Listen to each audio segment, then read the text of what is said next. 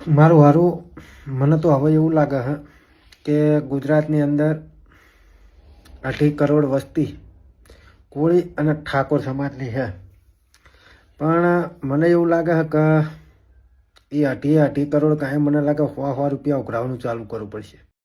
તો નમસ્કાર દોસ્તો, વીડીટી ગુજરાતી યુટ્યુબ ચેનલની અંદર તમારું સ્વાગત છે. દોસ્તો, બગદાણા વિવાદને લઈને નવનીતભાઈને લઈને જેમ કે અત્યારે હાલ પિન્ટુભાઈ જેમ કે કોળીનો જેમ કે વિડીયો હાલ સોશિયલ મીડિયાની અંદર ખૂબ જ વાયરલ થઈ રહ્યું છે. તમને હું આખો વિડીયો બતાવવાની કોશિશ કરી કે પિન્ટુભાઈ વિડીયોની અંદર જેમ કે શું કહી રહ્યા છે. તમે આખો વિડીયો તમે જુઓ દોસ્તો. તમે જેમ કે પિન્ટુભાઈ અત્યારે જેમ કે આખા ઠાકોર સમાજ અને જેમ કે કોળી સમાજ વિશે દોસ્તો પિન્ટુભાઈ જેમ કે ગણિત અને જેમ કે ટમરા આવે તેવા જેમ કે તેમના વિચારો છે તમે જોઈ શકો છો.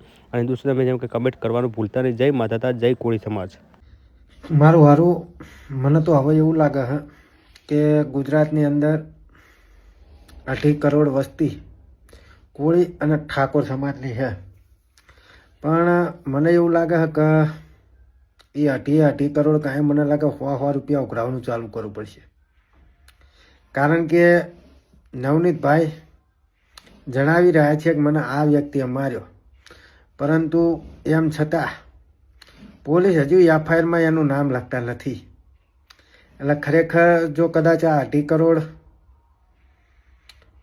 લોકો પાસેથી ખાલી 100 રૂપિયા મળે ને તો 2500 કરોડ રૂપિયા જેવું થાય. અંદાજિત કહું હો, અંદાજિત એટલું થાય. તો કદાચ નવનીતભાઈ પૈસાવાળા થઈ જાય એટલે પોલીસવાળા નવનીતભાઈનું સાંભળે અને તરત ઓલાનું નામ લખે, જયરાજ લુખ્ખો મારવામાં ભેગો, એના માણસો હતા, આ વિડીયો એને નાખ્યો તો, આ ફોન એને કર્યો તો, આવું બધું તો કદાચ થશે મને એવું લાગે.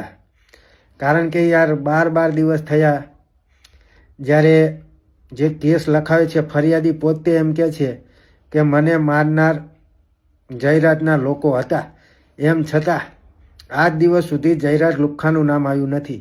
એટલે 2.5 કરોડ જે આપણા લોકો છે એની પાસે 100 રૂપિયાની જરૂર પડે ને તો ખરેખર મિત્રો આપજો.